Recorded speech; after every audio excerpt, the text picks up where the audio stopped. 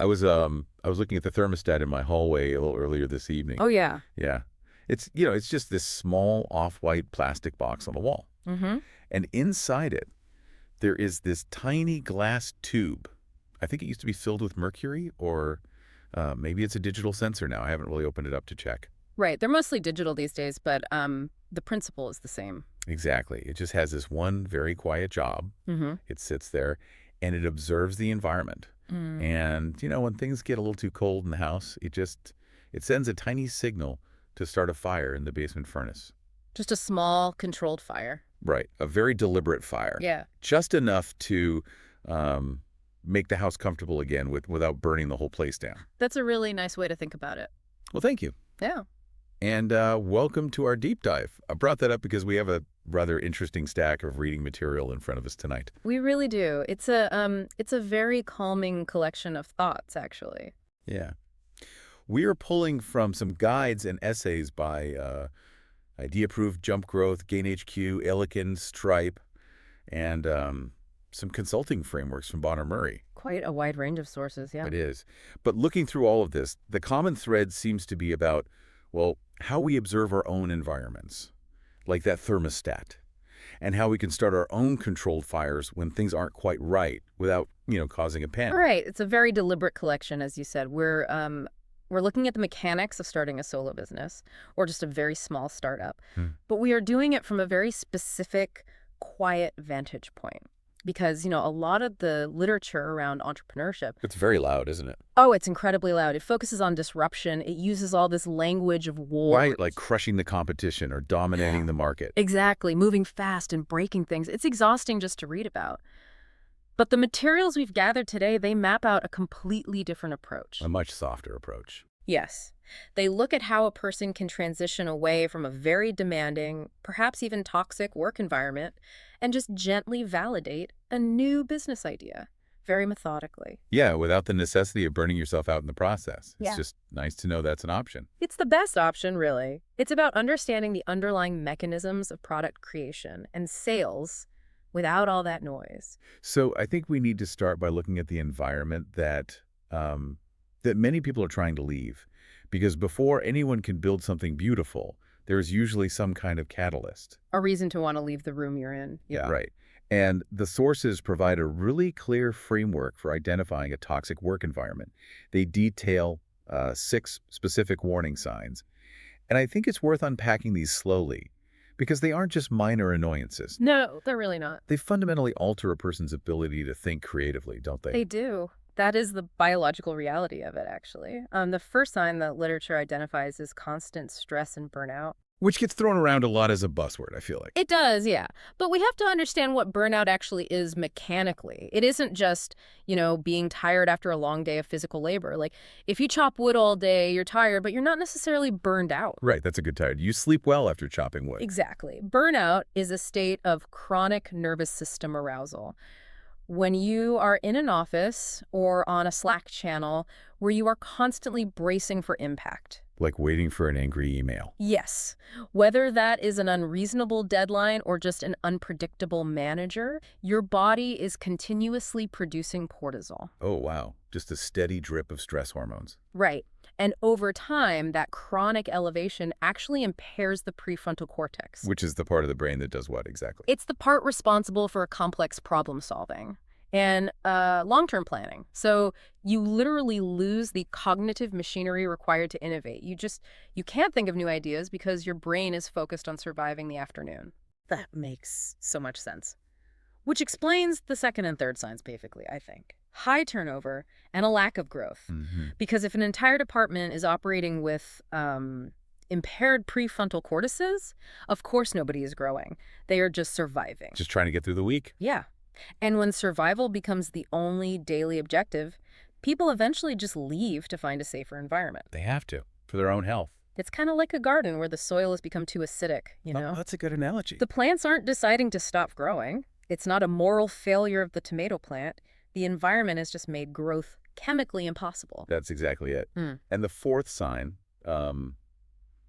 micromanagement, is perhaps the most insidious way that soil becomes acidic. How so? Well, the text points out that micromanagement removes trust and autonomy. Mechanically, when a manager dictates not just the desired outcome, but, every single micro step required to get there. Like watching over your shoulder while you type. Right. They are removing the employee's agency. It trains the brain to stop seeking efficient solutions. Instead, you just seek permission. You just want to avoid getting yelled at. Exactly. You stop asking, what is the best way to do this? And you start asking, what does my boss want to see me doing right now? I've felt that. I think a lot of people have. Yeah. You end up optimizing for compliance instead of optimizing for quality. Yeah. It's a very sad way to spend a Tuesday. It really is. And then the fifth sign is bullying or favoritism, which creates this emotional unpredictability in the room. Right. And the sixth is a poor work-life balance, where the demands of the job just sort of bleed into the evenings and the weekends. The text mentions how this leads to insomnia, which I found very relatable. Oh, absolutely. You are lying awake, looking at the ceiling, trying to solve a work problem at 3 a.m., even though you know that solving it won't actually change the fundamental toxicity of the environment. Right. You fix the spreadsheet, but the boss is still going to be unpredictable tomorrow. Yeah. And over time, the result of all 6 of these signs is just a profound loss of professional confidence. You start to think you're bad at your job. And regaining that confidence slowly is really the first mechanical step of entrepreneurship. Which leads us to that very personal account we read from Ovi Stoica's blog. Yes, that was a very compelling piece of writing. It was. He wrote about his transition from being a software developer to becoming a tech entrepreneur. And he detailed this really profound psychological hurdle. It's a hurdle a lot of technical people face. Right. He wrote about how much he loved writing Clojure code. Clojure is a functional programming language. Yeah. And I guess in functional programming, things are generally immutable. Meaning they don't change unexpectedly. Yeah. Yeah, exactly. When you assign a value to something, it stays that value. The rules are very clear. It's a closed system. Right. You type the same text correctly, you compile it, and the computer does precisely what it is instructed to do every single time. There's a deep, deep comfort in that predictability. It's incredibly soothing. It makes complete sense why a brilliant technical mind would want to just stay in that environment all day. The code doesn't have a bad day. The code doesn't play favorites like a bad boss does. Exactly. But Stoica realized that to build a business, he had to eventually leave the absolute certainty of his code editor. He had to face the market. Which is terrifying. It is. Yeah. He had to do what he called the hard things, which meant marketing and sales. Because the market is not a closed system. No, it's very messy. It is made of humans, and humans are entirely mutable. They change their minds, they have irrational preferences, and, they say no. Right. For a developer who is accustomed to the safety of a compiler, stepping out to talk to potential customers requires just a massive amount of vulnerability. Because if your code fails, you just debug it, right? Yeah, That's correct. a typo. Exactly. But if a human looks at the product you spent 6 months building in your quiet room, and they say, I don't see the value in this, it feels like a deeply personal rejection. It feels like they're rejecting you. Yeah. So founders often just hide in their code. They keep adding features, polishing buttons, telling themselves they're working really hard. But in reality, they are just avoiding the vulnerability of human interaction. I do want to push back on that framing slightly, though. Just a little bit. Sure, go ahead. Well, Stoica calls marketing and sales the hard things. And we often equate hard work with stressful work. Yeah. But are they necessarily the same thing?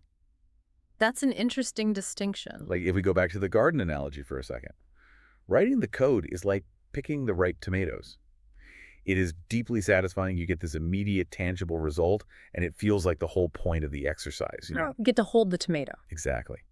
But sales and marketing, the human interaction part, is more like pulling the weeds around the base of the tomato plants. It is tedious. It makes your knees ache. Your hands get dirty. It is undeniably hard work. But pulling weeds isn't inherently stressful, is it? Yeah. It is just a necessary, grounding, mechanical requirement to keep the whole ecosystem functioning. I really like that. Yeah. Because if you understand why you were doing it, it kind of loses its terror. Yeah. It's just weeding. That is a very important distinction to make because unpredictability causes stress, mainly when you lack a system to manage it. Right. And pulling weeds is a system. You find the root, you pull it out gently, you move to the next one. If a founder can approach the messy human side of the market with that same methodical mindset they apply to debugging software. Just one weed at a time. Yes. Then the stress begins to dissipate. The work remains hard, sure, but it ceases to be this existential threat to their ego. Which brings us to the gentle realization that, unfortunately, the tomatoes won't just magically distribute themselves to the neighbors. No, they really won't. You have to carry them down the street. Yeah. We read a piece from Inside XM that tackles this very issue. Mm. They explore the myth of build it and they will come, specifically in the context of SaaS, software as a service. Right, and there is some historical context we have to understand here, to be fair to founders. Let's hear it. Well, 15 or 20 years ago, in the very early days of cloud computing, build it and they will come was actually somewhat true. Really? Just build a good tool and people found it. Yeah. If you were the first person to build, say, a cloud-based invoicing tool, the sheer novelty of it, combined with the absolute lack of competition on search engines, meant that people would naturally just find you.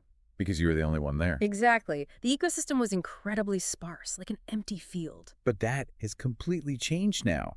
The reading points out that the barrier to entry has just plummeted. It's basically zero. Right. Today, anyone with a laptop, a decent internet connection, and perhaps a subscription to a few no-code tools can spin up a software product over a rainy weekend. Yes. And because the barrier to entry is so low, the ecosystem is now heavily congested. Too many tomato stands. Exactly. Inside XM makes the point that product quality is no longer a unique differentiator. Which is hard to hear for someone who takes pride in their craft. It is. Having clean, bug-free code and a really nice user interface is just table stakes now. It is the minimum required to sit at the table, but it doesn't win the hand. Right. The text delves into the underlying economics of this. Specifically, they look at customer acquisition cost, or CAC, and lifetime value, or LTV. Let's walk through the mechanics of that nice and slow, because it fundamentally explains why the distribution strategy matters more than the product itself. It really is the core math of the whole thing. Right. So customer acquisition cost is simply the total amount of money and time you spend on marketing and sales divided by the number of customers you actually acquire. Mm-hmm. So if you spend $1,000 on search engine ads and you get 10 customers out of it, your CAC is $100 per customer. It costs you $100 to get one person to sign up. Right. And then the lifetime value is the total amount of revenue you can expect from that customer before they eventually cancel their subscription and move on. Because everyone eventually leaves. Exactly. So if they pay $10 a month and they stay for, let's say, 20 months, their LTV is $200. Okay, so you spend 100 to make 200. That sounds okay. It does. But the mathematical reality of a highly congested market is that advertising channels become saturated very quickly. Right, everybody is trying to buy the same ads. Yes. The cost to buy an ad goes up because everyone is bidding on the exact same keywords. So as your CAC rises, the margin between what it costs to get a customer and what they actually pay you over time shrinks. Oh, I see. So if your CAC slowly creeps up to $190 and your LTV is still only $200, you were barely surviving. You're making $10 over nearly 2 years. Exactly. And this is why Inside XM argues that an average product, just a totally fine average product with a brilliant cost-effective distribution strategy, will completely obliterate a masterfully coded product that relies on expensive traditional acquisition channels. Because you just cannot code your way out of a mathematical deficit in your acquisition cost. You absolutely cannot. It's impossible. You must design the distribution strategy with the same architectural rigor that you use to design the database. It makes me think of building a meticulously crafted birdhouse. Okay, let's hear about the birdhouse. Let's say you spend weeks on it, right? Down in your workshop, you select the finest cedar wood so it naturally resists rot. You sand all the little edges so they're perfectly smooth for the bird's feet. Very thoughtful. You engineer this small, perfectly angled roof so the rain runs off just right, keeping the interior dry and cozy. And then you paint it in colors specifically calibrated to attract bluebirds. It sounds like a beautiful birdhouse. You have created an objectively superior product, a masterpiece. But then you take this masterpiece and you mount it on a wall inside a soundproof basement with no windows. Oh, yes. It doesn't matter how perfect the roof angle is, does it? The mechanics of the situation dictate that if the birds cannot perceive the birdhouse, they cannot inhabit it. No, they won't even know it's there. Right. The product's quality becomes entirely irrelevant if its placement is fundamentally flawed. Yeah. You have to understand the flight patterns of the birds. You have to place the house exactly where they are already looking for shelter. Yeah. Even if that means standing out in the cold to hang it in the tree. That analogy perfectly captures the mechanical failure of relying solely on product quality. You really have to take the birdhouse out of the basement. Yeah.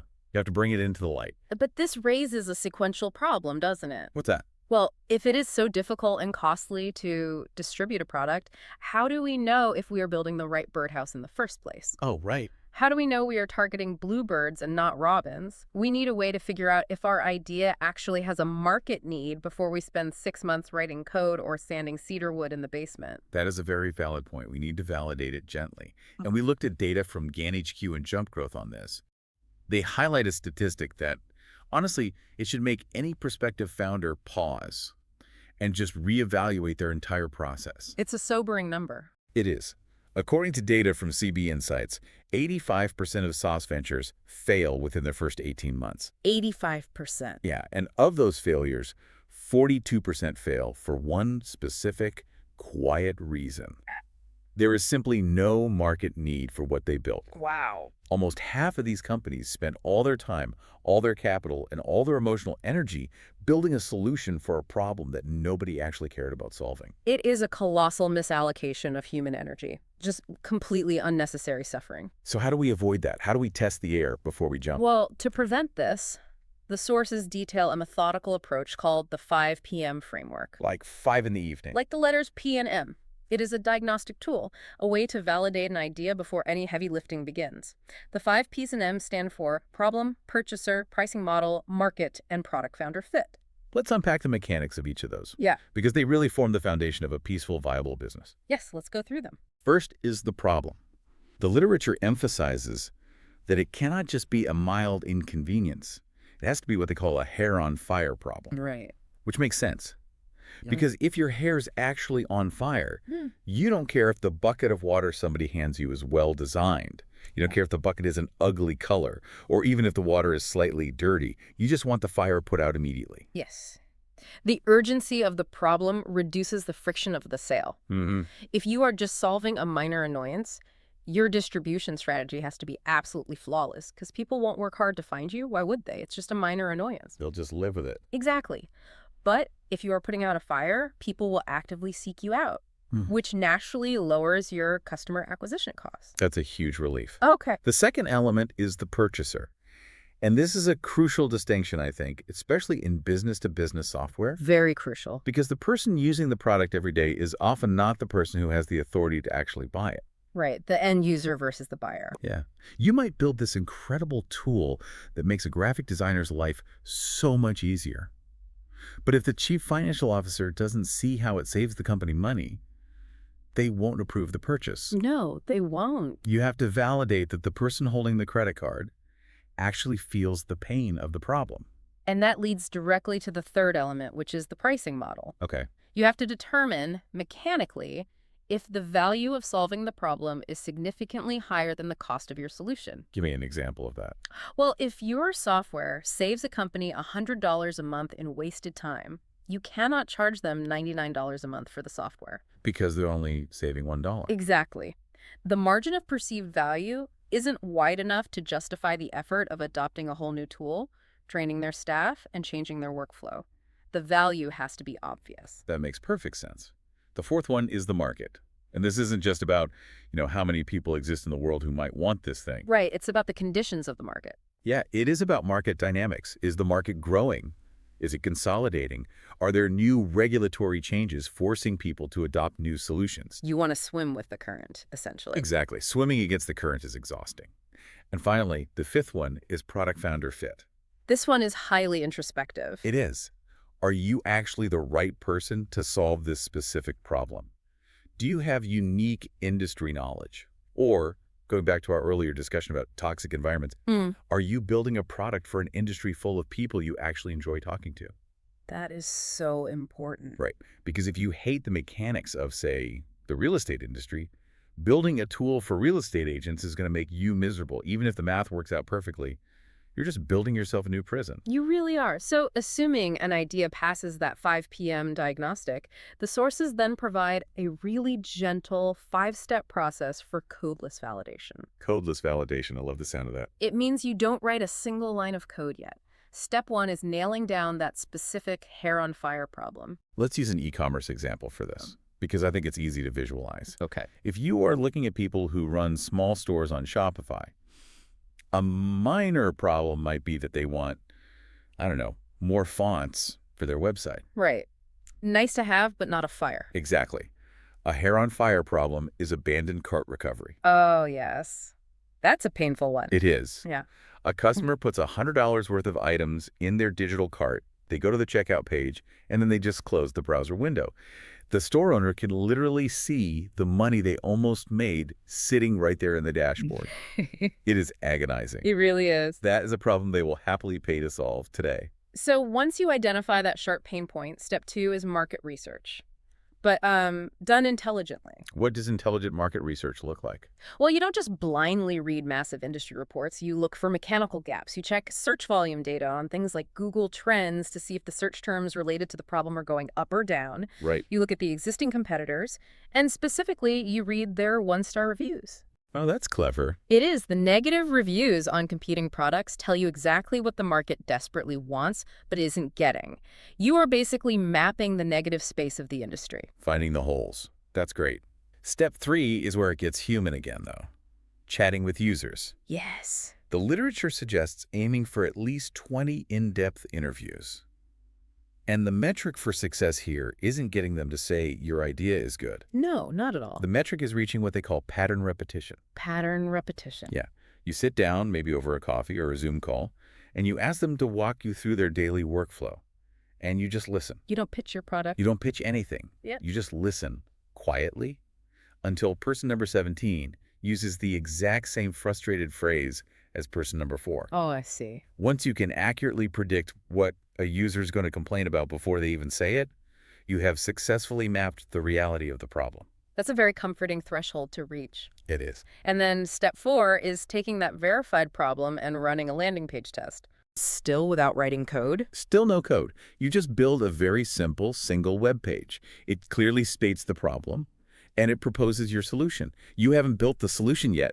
You are just describing it in plain English. Okay. You drive a small amount of targeted traffic to that page, perhaps through a few very specific, inexpensive search ads, and you just measure the conversion rate. Who gives you their email address, basically? Exactly. And the sources are very specific about the benchmarks here, which I appreciate. They are. If you are selling a business tool, a healthy landing page should convert between 8 and 12% of visitors into email signups. If you run the test and your conversion rate is under 3%, the math is telling you a very clear story. It's saving you time, really. It is. It's telling you that the pain point isn't sharp enough, or maybe your proposed solution isn't compelling enough to make someone pause their busy day and type in their email address. Right. It is an incredibly efficient way to fail. You lose, what, a few $100s on ads and a quiet weekend of your time rather than a year of your life building the wrong thing. It is the gentlest way to fail. And if the numbers are good, step 5 is creating a low-fidelity prototype. What does that look like? You use a visual design tool, something like Figma, to just draw what the software will look like. Like a flip book. Exactly like a flipbook. It has no functioning code behind it. It is just a sequence of pictures, but it allows you to put something visual in front of those people you interviewed earlier. So they can see it. Yes. So they can click through the fake screens and give you feedback on the actual workflow. Oh, I would expect this button to be over here, that sort of thing. I have a concern about this phase, though. Just a mechanical concern. Sure. When you put that visual prototype in front of someone, or even when you are just describing the idea on a phone call, human nature tends to kick in. In what way? Well, most people are generally polite. They really don't want to look you in the eye and tell you your baby is ugly, so to speak. That's very true. So they say, wow, that looks really useful. I would definitely use that. How do you protect your validation process from polite lies? Because a polite lie feels good in the moment, but it's dangerous, isn't it? The polite lie is the most dangerous thing a founder can encounter. It really is. The sources note that there is an 80% false positive rate when you ask someone, would you use this? 80%. Yes. Because the word would is hypothetical. It costs a person absolutely nothing to agree to a hypothetical scenario. Right. They're just being nice. To bypass the polite lie, you have to introduce a real mechanical cost to the interaction. How do you do that without having a finished product to sell them? You ask for a commitment. either of capital or of time. You can do a pre-sale, for example. Okay. You look them in the eye and say, I am building this over the next 2 months. It will eventually cost $50 a month. If you sign up right now, today, I will give you a lifetime discount for $20 a month, but I need your credit card right now. Oh, wow. That's direct. It is. But if they actually reach for their wallet, the problem is undeniably real. If they suddenly find an excuse about, needing to check the budget for next quarter or having to ask their partner. You have uncovered a polite lie. Exactly, you found the lie. Another method the reading suggests, which I thought was brilliant, is the concierge MVP, minimum viable product. Yes, I love this concept. So instead of writing complex software to automate the abandoned cart recovery for that Shopify owner we talked about, you just say, pay me $50 a week, and every single morning I will personally log into your store, look at your abandoned carts, find the customer's email, and manually type out a customized email to try and win them back. You basically become the software yourself. You act as a human API. That's Yeah. brilliant. If they won't pay you $50 to do it manually, they certainly won't pay for the automated software version later. No, they won't. The validation is entirely in the transaction, not in the conversation. Precisely. The transaction is undeniable proof of a market need. So let us assume we have successfully navigated this gentle validation phase. We found a real problem. The problem is real. The users are actually willing to pay, and the polite lies have all been bypassed. Now, the mechanical reality sets in. Building a business requires resources. It takes time and money. Yes. How do you fund the actual construction of the product without inadvertently recreating the stressful, high-pressure environment you initially tried so hard to escape? This brings us to a very pragmatic comparison guide from IdeaProof. They look at the two primary paths, bootstrapping versus venture capital funding. Right. And they really represent two entirely different philosophies of living, not just building. They essentially dictate the entire trajectory of your daily life for the next decade. Let's analyze the fundamental mechanics of both paths, slowly. Let's do it. Bootstrapping means you fund the business yourself, either from your own personal savings or, ideally, from the revenue generated by your very early customers. Like those pre-sales. Exactly. From a structural standpoint, bootstrapping means you retain 100% of the equity in your company. You own all of it. You own all of it. You have absolute control over the board of directors, largely because there is no board of directors. It's just you. That sounds peaceful. It is. Yeah. The capital pool is small, perhaps starting with just a few $1,000s and scaling up very slowly as revenue comes in. The mechanical constraint of bootstrapping, though, is that growth is necessarily slower, and it has to be organic. Yes. You cannot spend $50,000 on marketing in a single month if your business only makes $5,000 a month. Right. You have to live within your means. The absolute imperative from day one is profitability. The money coming in must exceed the money going out, just like a household budget. Now, contrast that quiet reality with venture capital. VC funding involves selling a portion of your equity to an investment firm in exchange for a very large sum of money up front. A big check. A huge check. Structurally, you will likely dilute your ownership by 50 to 80% over several rounds of funding. So you own less of your own company. Much less. You will also have a formal board of directors, and the investors will have seats on that board. They will have a say in what you do. The capital pool is massive, ranging from $500,000 in an early seed round to, hundreds of millions in later stages. But that money comes with a very specific structural mandate, doesn't it? It does. We have to look at the mechanics of how a venture capital firm actually operates, because they aren't just giving you money out of kindness. No, they have their own pressures. Right. A VC firm gets its money from limited partners. These are pension funds, university endowments, very wealthy individuals. And the VC firm promises those partners a massive return on their investment, usually within a very strict 10-year time frame. And because 9 out of 10 startups fail, the one startup that actually succeeds has to grow large enough to pay for all the other failures. This is what they call the power law of venture capital. The power law. Right. So when they give you $1 million, they do not want you to build a nice, quiet, profitable business that generates a modest income for you and your family. No, that is considered a failure to them. They are mathematically required to push you to grow 100x, to dominate the entire market, and to eventually sell the company or go public within 7 to 10 years, just so they can return the money to their limited partners. That is the ticking clock in the room. And the pressure isn't necessarily malicious. It's not that VCs are bad people. It is simply a structural requirement of that specific asset class. Right. It's just how the machine works. Yes. If you take VC money, aggressive, hyper-accelerated growth is no longer a choice you get to make. It is a contractual obligation. You will burn through cash, running at a massive loss for years, trying to capture market share fast enough to satisfy that power law. Which explains why the guide notes that 86% of startups bootstrap initially. That is a staggering majority. It is, but it makes complete sense when you understand the mechanics. Hmm.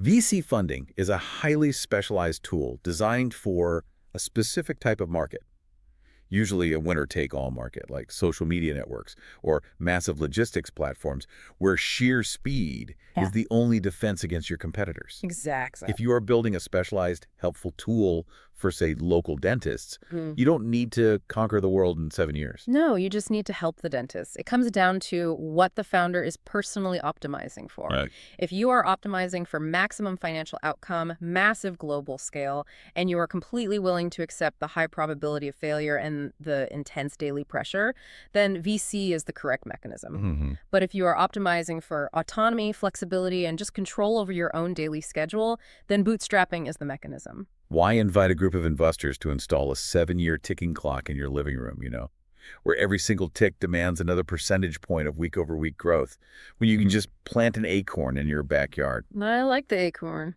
You water it when it needs water, you let it sleep in the winter, it grows into a sturdy oak tree at its own biological pace. It might take longer to provide shade, sure, but when it does, it is your shade, and no one can force you to chop it down and sell the wood. That is a very grounded, peaceful way to look at it. So, having chosen the bootstrapped path, planting the acorn, we finally arrive at the phase where we begin to construct the product itself. The fun part. The fun part. But we are faced with an interesting historical shift in product philosophy here, because we want to build something sustainable, which means we need our early users to not just tolerate our product, but to genuinely like it. We read an essay from Ellikin that explores this shift. They specifically looked at the transition from the MVP, the minimum viable product, to the MLP, the minimum lovable product. It's important to look at the timeline here to understand why this shift happened. The concept of the MVP was coined around 2001 by Frank Robinson, and it was popularized heavily by Eric Ries. Right. The mechanical definition of an MVP is a version of a new product which allows a team to collect the maximum amount of validated learning about their customers with the least effort. Least effort. Yes. And the key word in the acronym is viable. It just has to work. Mechanically. It doesn't have to look good, it doesn't have to be smooth, it just has to perform the core function to prove that your hypothesis is correct. The essay points out that back in 2001, software was still relatively scarce. Very scarce. If a tool did a job that simply couldn't be done before, people would happily put up with a clunky, ugly interface. Yeah. Because they had no other option. Right. But by 2013, Henrik Nyberg and others started advocating for the minimum lovable product. Right. Because the ecosystem had changed completely. Software was ubiquitous. Everywhere. User expectations had fundamentally shifted. The user testing your small product today is constantly, subconsciously comparing its interface to the multi-million-dollar design teams at Apple or Google. Yes. They expect things to be seamless. If your MVP is just barely viable, if it's ugly and hard to use, they won't even use it long enough for you to collect your validated learning. They will just assume it's broken and close the tab. That's exactly what happens. So the MLP introduces a new gentle constraint. It must solve the problem with the least amount of effort, yes, but it must also include enough design polish and thoughtful user experience to create a positive emotional reaction. Just a little spark of joy. Exactly. The reading also touches on terms like MMP, minimum marketable product, and MSP, minimum sellable product, which are slight variations on the theme.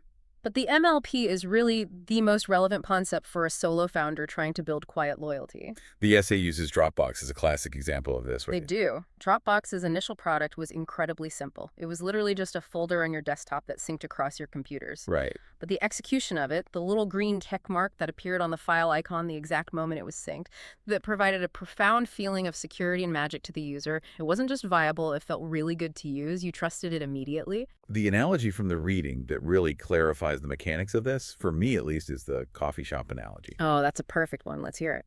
It explains the exact difference in resources and output. Think of a pure MVP, as making instant coffee in a paper cup. Okay. Mechanically, it requires a cup, hot water from a kettle, and a spoonful of instant powder. You stir it. Takes exactly 1 minute. It completely solves the core problem, which is that you need caffeine in your bloodstream. Yeah. It is 100% viable. Yes, it works. But an MLP is different. The MLP is going to a quiet cafe and ordering a cappuccino. Mm-hmm. The barista grinds fresh espresso beans. They use a high-pressure machine to extract the shot, carefully watching the golden crema form on top. They steam the milk to a precise temperature to create microfoam, and maybe they pour a small, lovely Rosetta pattern on the top. Just a nice little touch. And then they serve it to you in a heavy, pre-warmed ceramic mug. Now, mechanically, both the instant coffee and the cappuccino solve the exact same problem, delivering caffeine. But the MLP requires slightly more time, more specialized equipment, and more care. Yeah. However, the output is fundamentally different. It is. The instant coffee in the paper cup is purely transactional. You drink it, you get the caffeine, and you throw the cup in the trash.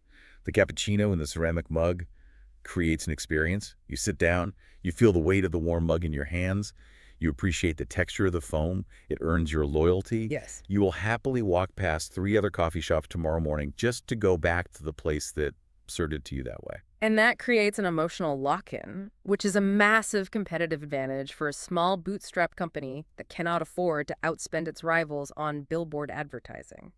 You win on care. I do want to examine the context of that analogy, though, just to play devil's advocate for a moment. Please do. Because while the ceramic mug earns loyalty, is it always the right choice?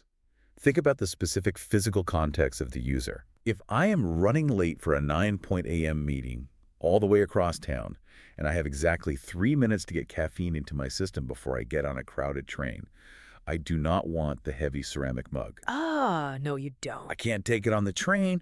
I don't want to stand there and wait 5 minutes for the barista to steam the milk perfectly.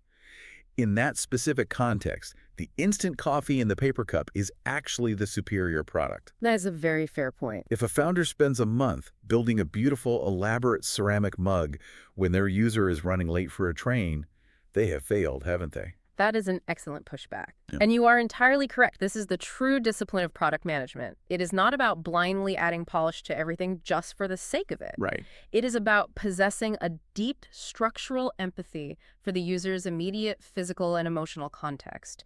You must understand the specific moment they reach for your tool. Are they relaxed or are they panicked? Exactly. Are they in a relaxed, exploratory state where they want to be delighted? Or are they in a panicked, time-constrained state where delight is actually an annoying distraction from functionality? Like an IT manager. Yes.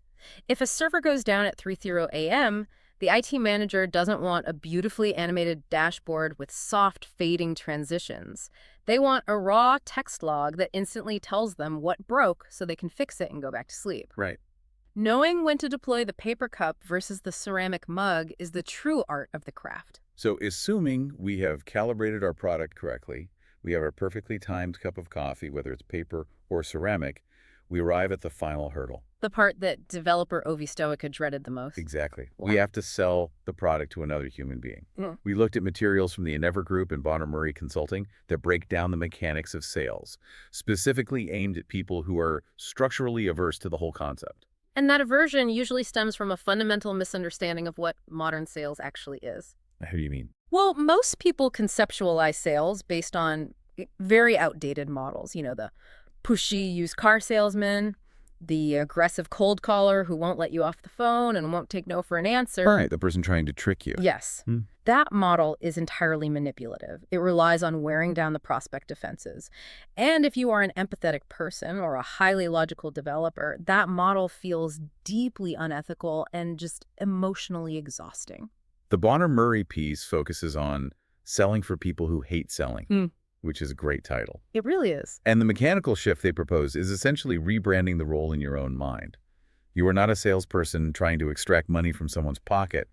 You are acting as a trusted advisor trying to solve a problem. It sounds like a subtle semantic shift, but it changes the entire behavioral framework of the conversation. It changes the power dynamic, doesn't it? Completely.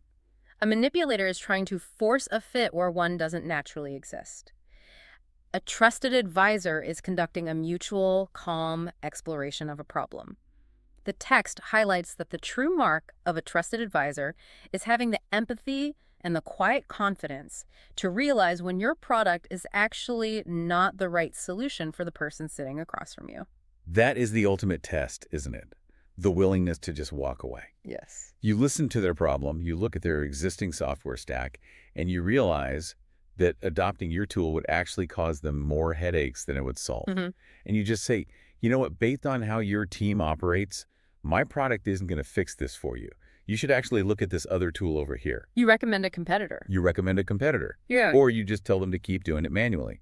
You walk away without a sale, without any money changing hands, but you leave them in a structurally better position than when you found them. And mechanically, what you have done in that quiet moment is build an immense amount of trust. Which is rare. In a congested market, trust is the rarest currency there is. That person didn't buy from you today, but they will absolutely remember that you protected their interests over your own. They'll remember how you made them feel safe. Exactly. When they change jobs or when their problem evolves to actually fit your product, you are the only person they will call.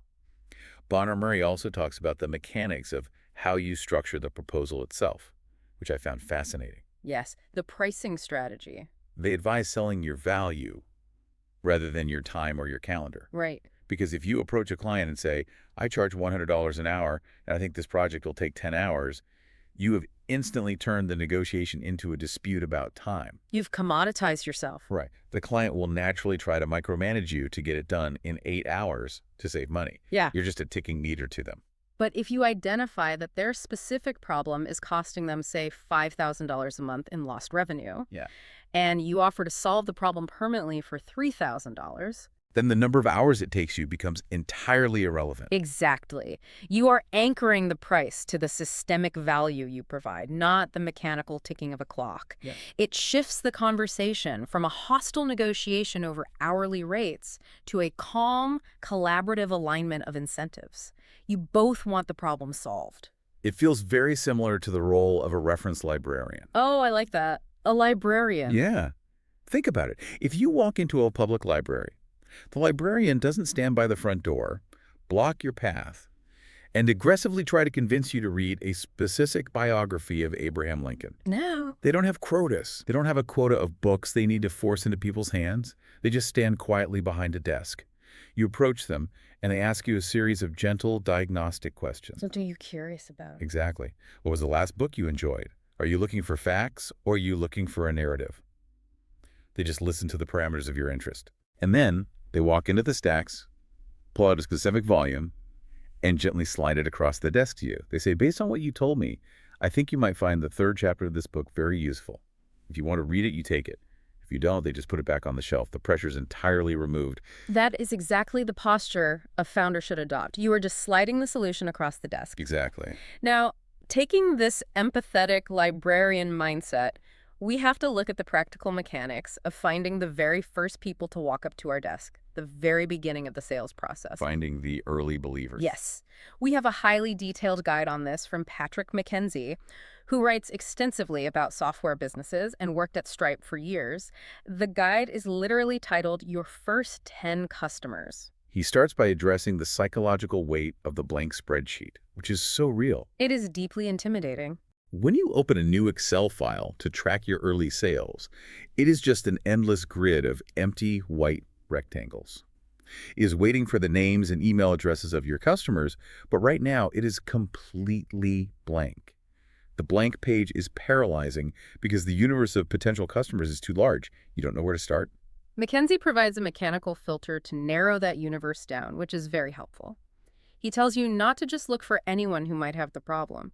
You must look specifically for early adopters. Right. People willing to take a chance. Structurally, the diffusion of innovation tells us that most people are what they call the late majority, or laggards. They will not adopt a new technology until everyone else in their industry has proven it is completely safe. Right. If you try to sell a new, unproven software tool to a risk-averse, highly established law firm that still happily uses fax machines, you will fail. Regardless of how good the tool is, they are mechanically incapable of being your first customer. Yeah, so how do you identify an early adopter? Because they don't wear name tags. No, they don't. McKenzie suggests looking at adjacent, non-competing software tools that launched recently. Okay, give me an example. Let's say you built a new tool for managing digital contracts. You go look at the website of a different company that recently launched a new tool for, say, digital accounting. Right. Related but not competing. Exactly. You look at their case studies and their testimonials. The people who are publicly endorsing that new accounting tool have statistically proven that they are willing to take a risk on a new, unproven vendor. Oh, that is so smart. They have the psychological profile of an early adopter, so you put their names on your spreadsheet. He has a second brilliant filter to this process, too. You must target people who are intrinsically reachable. Intrinsically reachable, yes. This gets back to the daily context of a person's job. If you decide your target market is senior back-end security engineers, you have a mechanical problem. A very big problem. A security engineer's job requires deep, uninterrupted focus. They actively build barriers to keep people from distracting them. They do not answer unknown numbers. They have complex spam filters. They are intrinsically unreachable. Contrast that with an accountant who runs their own small firm, or a consultant, or a real estate agent. Right. The fundamental mechanics of their daily job require them to be open to inbound communication. Because if an accountant doesn't answer the phone or read an email from an unknown sender, they might be missing a brand new client. Exactly. They are structurally required to leave the door open. So if you send an email to an intrinsically reachable person, the probability of it actually being read increases exponentially simply because of the nature of their profession. Once you have identified a list of early adopters who are intrinsically reachable, you have to initiate contact. And McKinsey breaks down the structure of the perfect cold email. It is a very polite structure. It is. It is not a sprawling, desperate pitch. It is a precise three-step mechanical operation designed to reduce friction and build trust in less than 30 seconds. Step 1. Prove you are human. Crucial. Very. A busy professional receives dozens of automated, mass-generated sales emails every single day. Their brain is trained to recognize the pattern of automation and delete it instantly without even fully reading it. Right. You break that pattern by starting with a highly specific, personalized observation that a robot could not easily generate. So you don't just say, "I love your work." No, that's too vague. You say, I read the article you published on your company blog last Tuesday about optimizing inventory, and the point you made in the third paragraph about supply chain delays completely changed how I look at my own logistics. Wow. You have proven you invested actual time in understanding them before asking for anything in return. Step 2. Provide value immediately. You transition smoothly from the compliment to an observation that helps them. Right. You say, "I noticed on your website that your checkout page doesn't currently support one-click purchasing, which often leads to a 10% drop in conversions on mobile devices." Yeah. You are pointing out a mechanical flaw they might not be aware of, offering a diagnostic insight entirely for free. And then, step 3. Yeah. Make a specific, small ask. This is where most people fail, I think. It is. They send a cold email and say, can we hop on a call sometime next week so I can show you my software? Which feels like a threat, honestly. It creates a massive cognitive load. The person has to look at their calendar, figure out what sometime means, weigh the importance of it, and decide if they want a software demo from a stranger. Right. McKinsey says you must eliminate the cognitive load entirely. You make the ask incredibly narrow and very low risk. You say, I am building a small tool to fix that checkout issue. I don't want to sell you anything right now. I'm just trying to make sure I am building it right. Do you have exactly 15 minutes this Thursday at 2:00 p.m. for a quick chat? The mechanics of that ask are brilliant. 15 minutes signals that you respect their time. It is smaller than the standard 30-minute default on a calendar app, so it feels less intrusive. And specifying Thursday at 2:00 p.m. removes the burden of decision-making. They don't have to think. They just have to look at their calendar for Thursday at 2 p.m. and reply yes or no. And inevitably, many of them will not reply at all. Right. The spreadsheet remains empty, and the natural human reaction is to interpret silence as rejection. We think, oh, they read my email, they hated my idea, and they think I'm bothering them. It's hard not to take it personally. But the guide emphasizes a vital psychological adjustment. You must treat non-response simply as non-response. Meaning, a lack of response rarely contains any data about the quality of your idea. The mechanical reality of a busy professional's life is that they opened your email while standing in line for a coffee, thought, that's interesting, I'll reply later, put their phone in their pocket, and entirely forgot you exist. Because they have their own lives. Exactly. It is not a personal indictment. It is just the friction of daily life. The correct mechanical response is to wait 3 or 4 days and reply to your own email with a very brief, polite follow-up. Just a gentle nudge, bringing it back to the top of their inbox. When you finally do get those first few people on the phone, the value isn't just in securing a customer either. There is a secondary mechanism at play here that ties back into how we build the product. Oh, the vocabulary, yes. When you speak to your first 10 customers manually, you are exposed to their specific vocabulary. You ask them about their problem and you write down the exact nouns and verbs they use to describe their pain. That vocabulary is invaluable. It is the raw material for your future marketing. Right. If you notice that 4 different accountants describe their end-of-month reconciliation process as a tangled knot of receipts. Which is a great visual. It is. You do not write marketing copy that says, "We optimize your fiscal finalization." No one says that. Nobody says that. You write marketing copy that says, "We untangle the knot of receipts." You reflect their reality back to them in the exact language they use. It creates an immediate subconscious resonance. It proves that you truly understand the mechanics of their daily struggle. Doing things this way, one email at a time, one 15-minute conversation at a time, it feels very slow. It is slow. But it's like leaving a handwritten note tucked into the door frame of a neighbor's house. It isn't a massive billboard on the side of a highway screaming at cars going 70 miles an hour. It is a quiet, deliberate invitation. It is highly targeted, deeply respectful, and mechanically sound. It is the only reliable way to build a foundation that won't crumble when the market shifts. We have examined a lot of machinery today. We really have. We started by looking at the environmental toxicity that often forces a person to seek a new path, and the neurological reality of burnout. We explored the psychological hurdle of leaving the safe, deterministic world of code or specialized skills to face the messy reality of the market.